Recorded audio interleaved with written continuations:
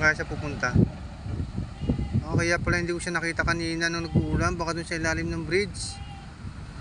Dun siguro siya napunta. Kaya pala hindi ko siya makakita kanina. Tika, sundan ko ha. Para alam kung saan ko sa kukunin mamaya. Kasi kanina pumunta ako dito mga 3 o'clock. Naulan-ulan pa, hindi ko makita. Kaya pala dito siya sa ilalim ng bridge, nagtatago. Nakita ko na rin. Kawawa naman ng sumuning, oh. Ito nakatira. Piling! Nakakuha mo dyan. Ano pa pagkain? Kawawa siya, oh. Diyan siya naghanap ng pagkain niya, oh. Wala kasi akong dalang pagkain ngayon eh. Sinilip ko lang eh kung nandito siya eh. Galing kasi ako kanina dito nung alas 3. Naulan, wala siya. Sino kaya pinupuntahan niya dyan? Siguro dyan siya natutulog. Wawa naman oh.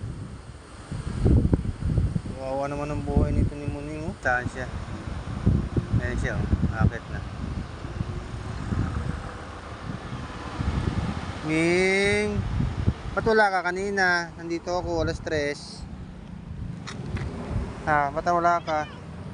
Hmm?